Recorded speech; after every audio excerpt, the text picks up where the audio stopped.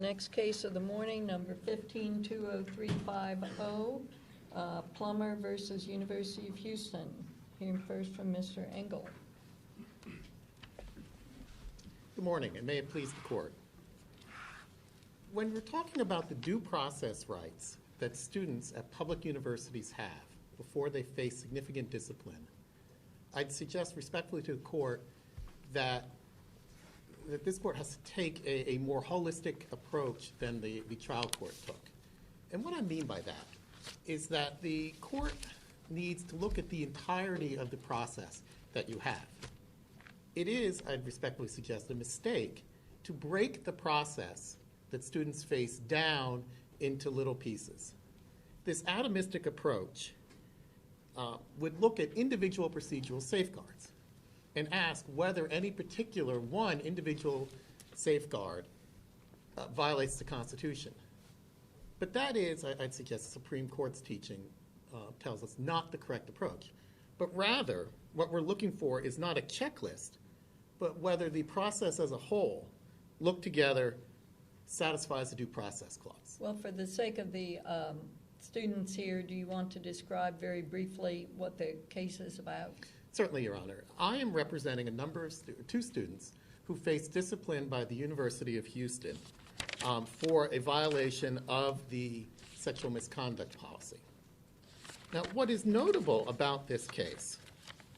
And the facts are pretty grotesque, so we won't go into them right now. Yes, and particularly because I'd suggest, Your Honor, that the facts are not what's before this court. This court is not here to decide whether a sexual assault occurred or not.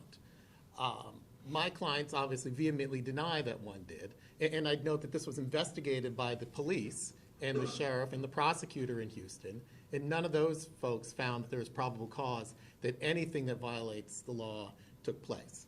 So there is a dispute certainly about what goes on here. But what is important, I think, to note is the type of process that the University of Houston has. And our view is that there are a number of factors in this process that have very unique characteristics that violated the due process rights. We start at the beginning. This case, when a complaint is made, is investigated by the university's Title IX coordinator or Title IX director, one of the defendants named in the case. He works for something called the Office of Opportunity Services. What's, just before you go through that, what is your argument that the process that was given was inadequate under any particular case? This is your holistic approach? The argument, what's the case that's closest to you that these students didn't get sufficient process? Well, I think you have to look, and I hesitate to deviate from the holistic approach, but you have to deviate. You have to look at some of the individual things. So let me focus in, for example. But I'm just asking you to start with the best case where the process they received wouldn't be sufficient. Sure. I think the best case I would cite is the Winnick case out of New York. And in that case, the court was talking about the opportunity to confront the witnesses that are against you when credibility is important in the case. In this case, the students were brought before a hearing panel, and the person who accused that they were the victim never appeared before that hearing panel. But their own filming did. Well, their own filming, Your Honor, was a very brief 2 videos. And those 2 videos, I think, first, had different interpretations of them. We were talking about videos that last less than a minute. And what would be important for bringing in this alleged victim would be to give some context to that. The issue and the defense that one of my clients has was that this was a consensual activity. And so what happened certainly before the videotape was turned on or started, which I should note was made by one of my client's girlfriend, now wife, when she came home and found him and accused him of cheating on her. The context is very important in that. And there was no opportunity provided to my clients to provide any context or get any context from the person who alleged they're the victim. I thought they were given the opportunity to meet before charges were returned against them. They were given the opportunity, Your Honor, to meet with the investigator. Not with the victim. But they were not convicted. In fact, if you look at the affidavits provided by the 2 lawyers who represented the students, And I direct the court to page 829 of the record, where you have the affidavit of Ms. Sparks.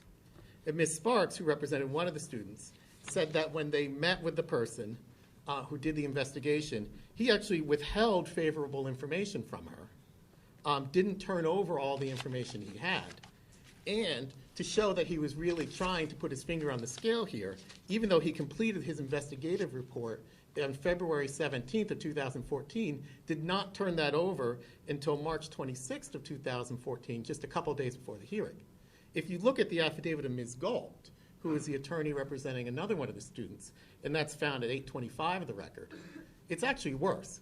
She says when we showed up there, not only did he do everything that Ms. Sparks said, that he withheld witness names, that he wouldn't tell them the name of the complainant so they could even go out and interview her, withheld the names of people who they might want to interview. Wait a minute. The client was involved, knew exactly who that person was. Actually, he did not, Your Honor. This was a person he had met at a bar that night, and so he did not know her identity. What happened, this case actually starts when information trickles up to the investigator. No, it started because somebody posted on Facebook pictures of the naked victim as she was found in the lobby of the student dorm. That's right. It was one of my clients who did that. She posted that on there because she was accusing her fiance of cheating. But when I meant that would raise some suspicions. It did. And that, when I say it started, I meant how it trickled up to the university and how they became aware of that. But based on that, they didn't bring charges. It was your client didn't then reveal she had the second video, the dorm video, which was the video that showed the physical touching as to a person who's helpless in a stupor. That's right.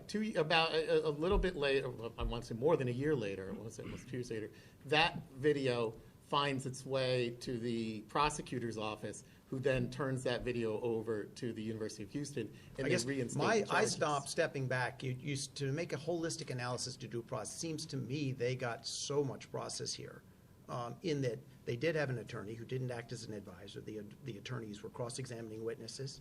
They submitted materials. They made opening and closing arguments. They get 2 levels of appeal. They're given notice beforehand. I just don't see a case anywhere that says a university needs to do more of that, unless it reduces to, well, we wanted to cross-examine the victim, but she's not the accuser here. The university is. And so our law, Boykins, says the university is able to describe what its investigations come up with. Your attorneys then can cross-examine them. And at that point, what case says you're entitled to more process than that?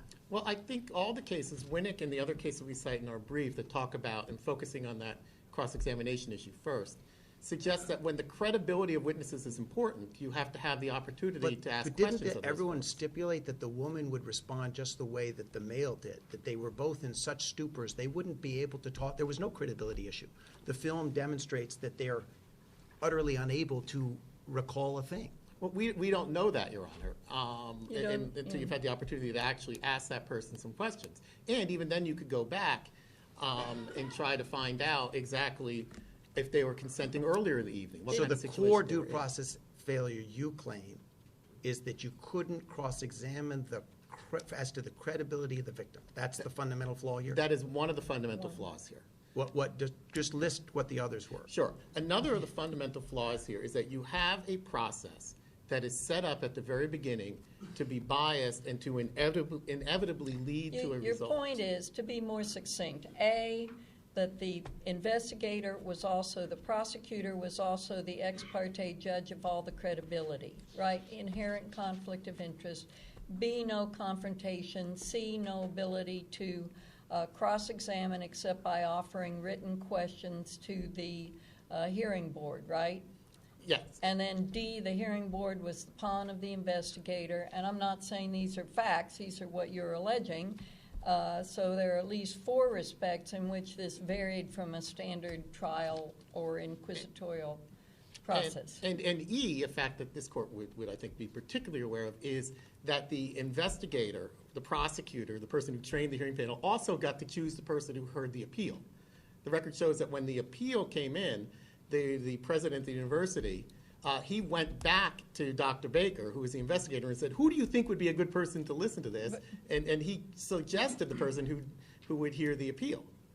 It would be, if I could choose the panel of judges, maybe I'd have a... Should the process vary according to the extent of the stupor or ability of witnesses to testify?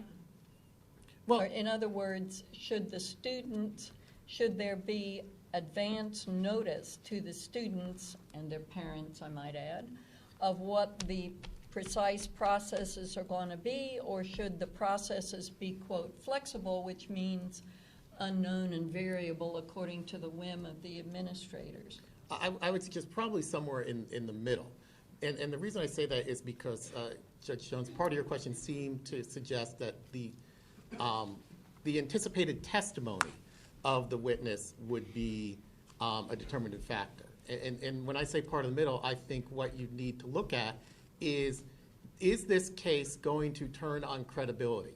Is this a serious enough case that the testimony of the person who was there and who alleges that they are the victim is necessary in order for you to be confident you've had a fair decision? And I think it really falls down and falls back on two things. First, what we really believe about cross-examination. If we really believe that cross-examination is an engine of truth and a way to get at the truth of the situation, there is no good reason to deny it. And the second thing is that is exactly, I'd say, what the Matthews case teaches when you apply the test. Well, let me ask you a question here. I mean, because there are no circuit cases that are exactly on point at this point in time, correct? Correct, Your Honor. All right. Don't you think there's at least a distinction between the two claimants here? Because the woman complainant was just, I think she was kicked out of school for a brief period of time, suspended for a period of time, and then allowed to complete her degree. Is that right?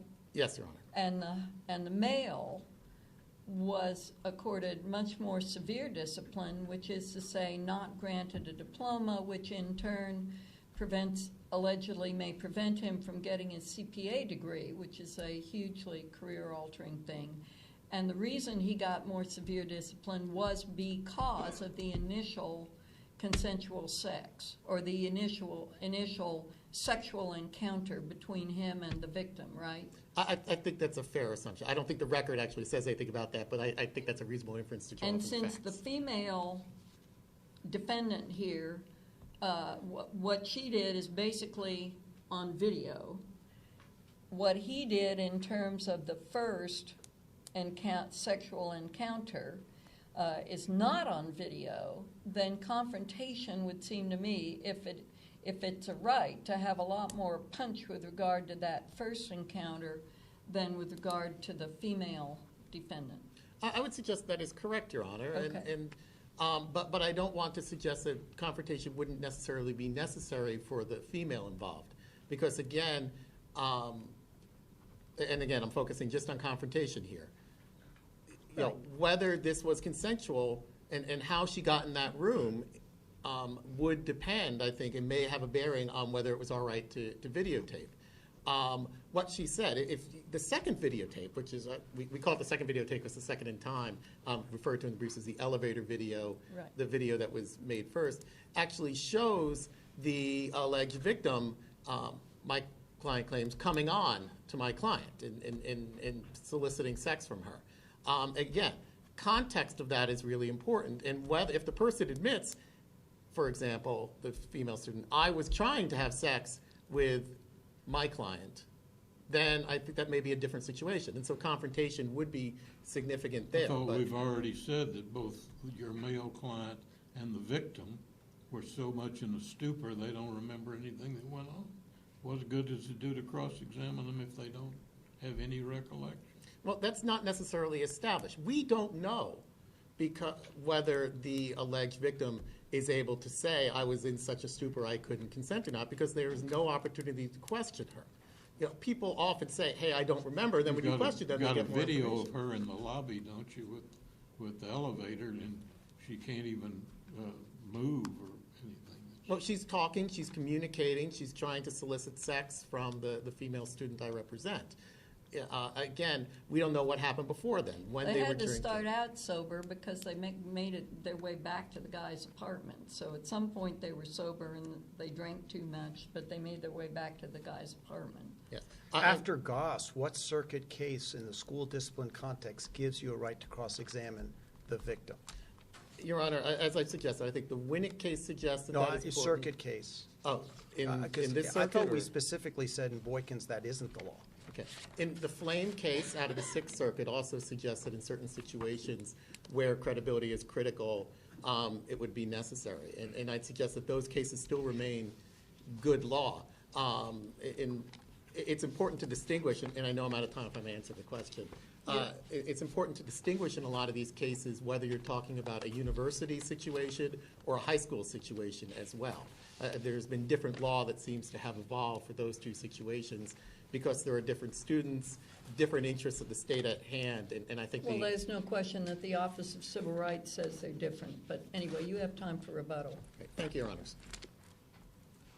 Mr. Flammer?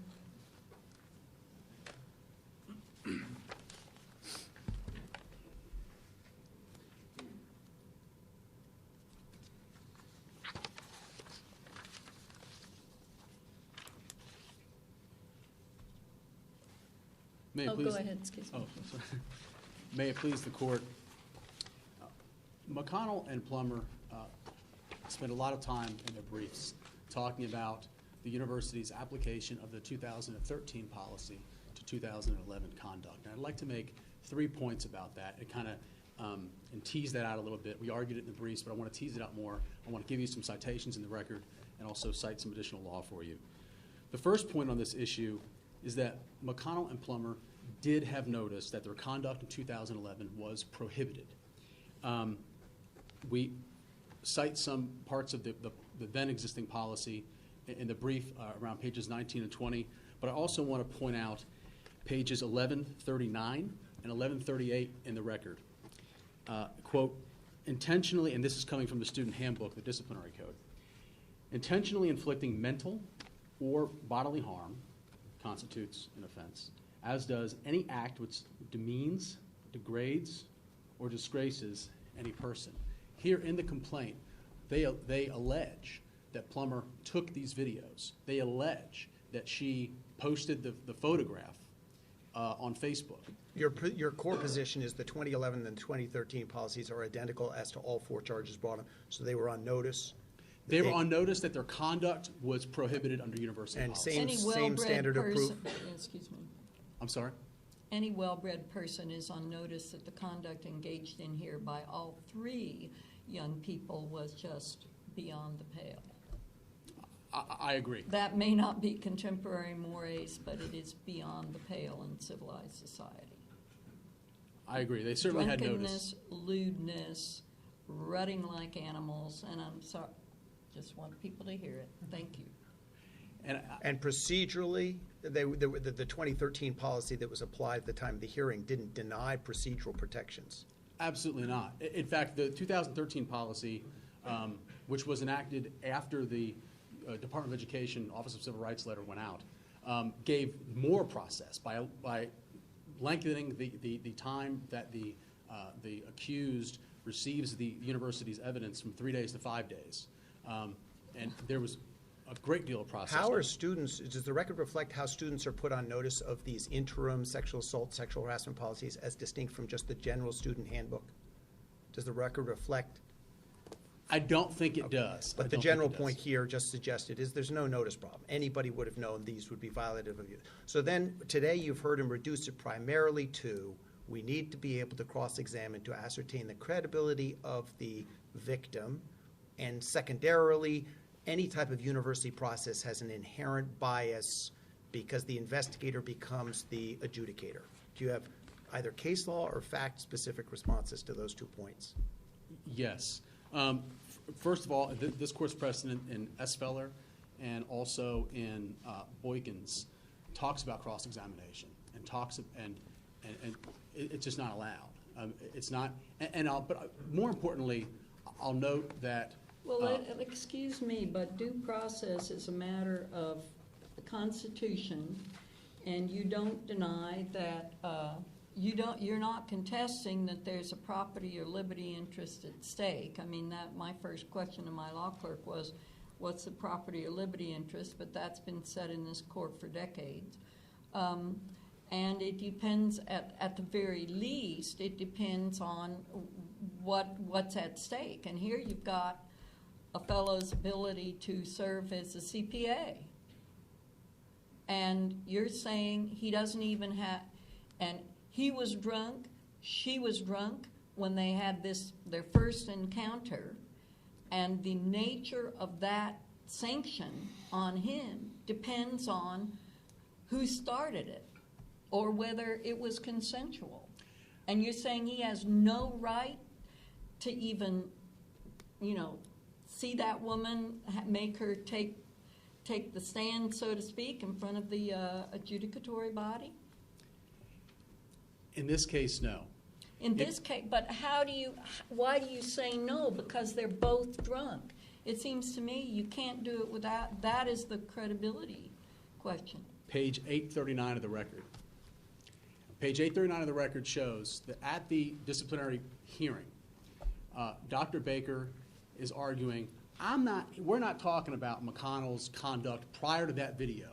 Just look at the video, and that is the conduct for which Excuse me, sir, but he was also charged with the initial sexual encounter, and why would he be subject to harsher discipline for participating in the video than his girlfriend was for videoing? They were given the same discipline. No, sir, because I thought he was forbidden from ever coming onto the campus. He didn't get a diploma, right? My understanding is he did get a diploma, and he's right now. I think he did. I thought he didn't get one. She didn't, he did. That's correct. Plummer, both of them got the same process, the same sanction. Plummer was still a student at the time. Right, McConnell has since graduated. right. And so he's graduated. Neither of their transcripts reflects The this. transcript reflects something about him that said that I hope I'm not inventing something, that he couldn't get his CPA license. No, and I want to clear something up. The allegations are that he has a property interest because he may at some time seek to get his CPA license. And when he does, the fact that this happened in his undergraduate education might cast But a you're shadow not- on his okay. ability to do so. And we I'm very sorry that I misspoke then, but you're not really attacking the existence of a protectable interest. actually we are, and we argued it below. And we also argued it in our brief in the summary argument. And in particular, Well, summary of argument isn't good enough well, under our briefing rules. we argued it below, and we do contest that McConnell does not have a liberty interest because of that factual distinction. Okay. But you're right. In our briefs, we assumed, as most courts do, that there is a property interest, and then the courts go on to discuss the due process in each case. Getting to the Boykins issue, I do think it's relevant to hear what you say. Was the charge alleged against him based on conduct before the dorm room video began? In other words, arguably a consensual sexual moment where we really don't know what happened. He says he has no memory. She didn't testify. Or was the sexual charge based on his touching of her when she was in a helpless state as being recorded by the dorm room video? So the charge was broader, included the pre-video conduct. There was a charge, and then there was several months later a finding after the investigatory process, and that finding also talks about that as well. But then and then McConnell and Plummer both appealed it. Then at the hearing, that's when you have the panel. It's at that hearing that Dr. Baker says that, as far as McConnell is concerned, it's just what's in the video. That if you look at the video, that's the conduct. Now, I'd like to. So your position would be, even if there could be a case where credibility is so essential, it's unknown, this isn't that case because the ultimate finding rested on her filming of him touching a woman who's helpless under 2011-2013 policy, that's sexual assault. That's your argument as to him? Correct. And as to her, it's the posting It's taking the video and posting it, sending it to friends. That's how it ended up getting to the sheriff's office.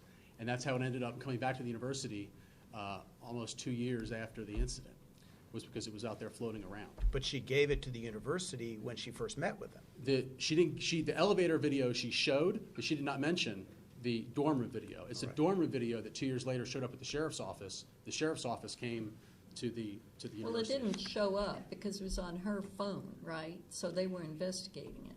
The dorm room video didn't walk over to the sheriff's office by itself. She had sent that to posted it or sent it, right? To like a friend or something, yes. Right. Yeah, right. That is right. So and they then weren't it got somehow, we don't know, it's not on the record, somehow it got circulated around, and the video goes to the sheriff's office for them to investigate, separate and apart from the university's investigation in this case that we're here about. But I wanted to,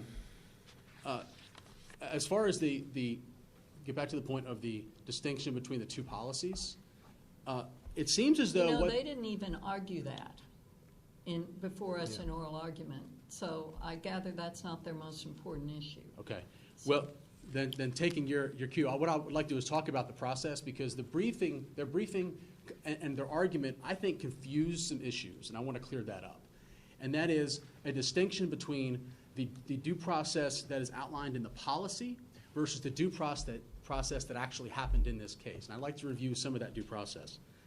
After the sheriff's office showed the university the dorm room video. That was well over a year after this occurred, right? That is correct. At the end of August in 2013. At the end of September 2013, that's when the university sent notice of the complaint to these two students. That notice was provided 6 months before the hearing. And they were provided notice at that time that expulsion was a possible sanction. They were given, at that point, both of them hired lawyers, and they were allowed numerous opportunities to share their version of the events. And their lawyers actually went and visited the university officials and did so.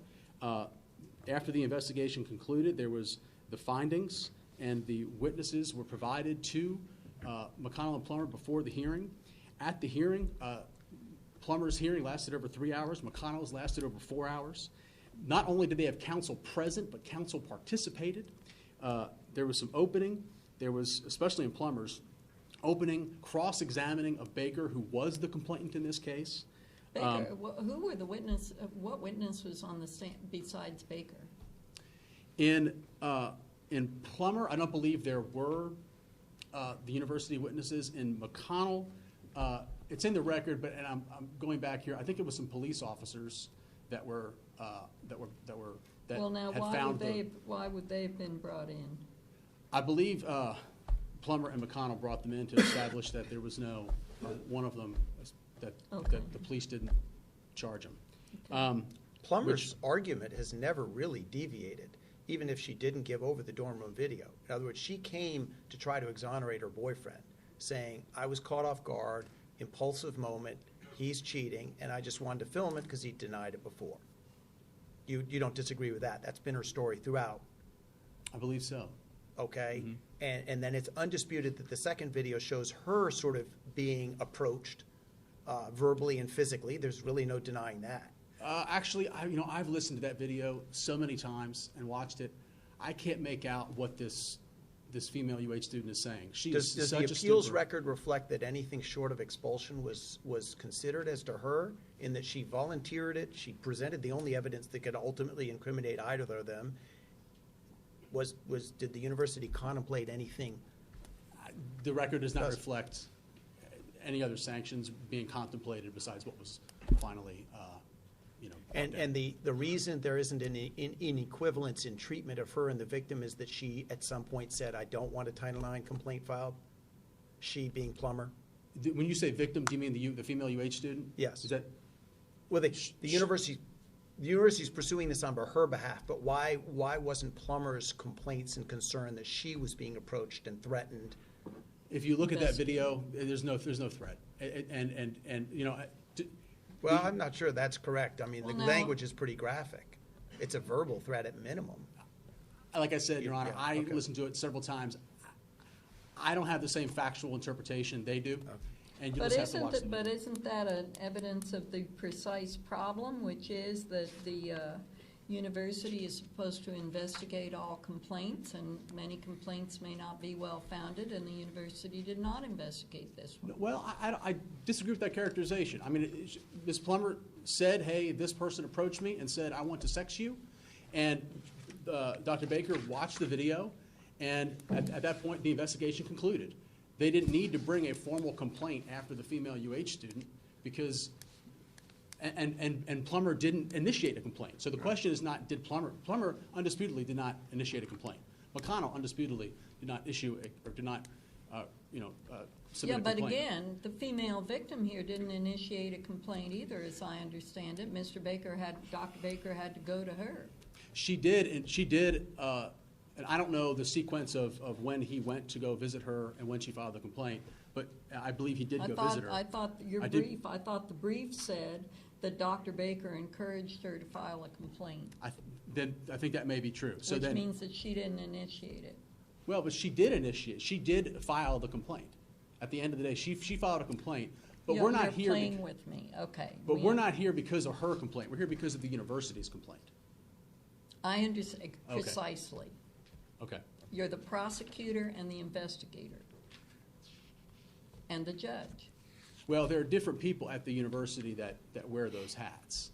And the case law is pretty clear in multiple circuits that there is no inherent bias by having, say, a school principal who witnesses a drug deal happen. Well, look, we're not talking high school. We're talking college. We're talking the Dear Colleague letter, the University of Minnesota, an epidemic of charges being brought mostly against young men all across the country right now. So that's why it's meaningful to get this case right. Well, in all the cases that I've read, and there are multiple circuit cases. There's the Esfeller case, there's the Newsom case, the Boykins, the Flame, the Winnick, the Gorman, Nash.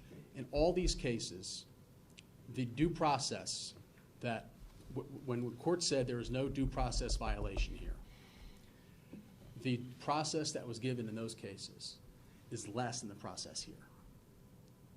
I mean, Well, isn't it an overarching principle that due process is the process that is due under the circumstances? And what happens in a state or federal court of law in the way of due process is not the same thing that happens in a university setting. Exactly right, Your Honor. And what they got is a plethora of process. Whether it's enough or not, we've got to decide. That's correct. And the courts say again and again and again that universities are not courtrooms, that these disciplinary hearings are not criminal trials. You know, I would agree. I would be the first to agree with that, except for the fact that we're these in many of these cases, if undergraduates are charged and sanctioned by being expelled, they can't go anywhere else. Well, Because they can apply to transfer. I mean, practically and realistically, they can apply to transfer, and they say, why do you want to transfer? Well, I was thrown out of the other school for sex harassment. Uh-oh. No luck for you. Well, Your Honor, I can't agree with that. That's not in the record. I don't know I know if that's that's true. not in the record, but we know that's what's happening around the country. And I'm not... I agree that due process is tailor-made to each individual case, but whatever we decide here will, in fact, be one of the first circuit court opinions on this issue in higher education, correct? Yes. Yes. Yes. And that brings up a key point, is that if what we want is universities to have criminal trials at these hearings, to have all the things that they're wanting, they want a neutral, independent arbiter of these under a theory that the university is biased, which, under Nash, and I believe Gorman as well, the court, similar allegations were alleged that there was this this atmosphere that was so pervasive that it influenced the panel's ability to do the right thing. And the courts in those cases said, no, you're assuming too much. You've got to show that the panel itself was biased in some way. And here, there's no evidence of that whatsoever. And How would you show that a panel was biased? well, you could show a panel is biased by statements that they made, like in the Yusuf case, statements that they make. The Haley case talks about if they were biased against patterns of decision making. And here, if what they're arguing is, well, patterns in decision making, but more often than not, it's males that are accused of sexual assault, not females. Well, then what you could do in the Haley case is instructive. And I'll note that their brief quotes the first part of the Haley quote, that leaves off the second part, and that is that if it's true, if they can establish that that men are disproportionately at a much higher rate accused of sexual assault than women, and they want to show a sex bias at the university, they could look at other disciplinary proceedings at the university, maybe cheating, maybe some other disciplinary aspects where students are disciplined, and see if there's a bias towards men in those proceedings as well, to see if women get off easier. All right. Thank you. You have your argument. Thank you very much. Okay, Mr. Engel.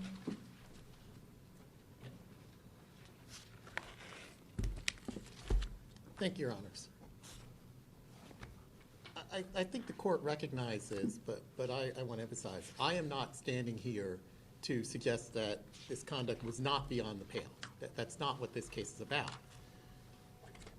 If this conduct was so egregious, and if this conduct was proven, there is no reason that the University of Houston had to rig the game so that it was virtually impossible for the students to proceed and be successful in a defense.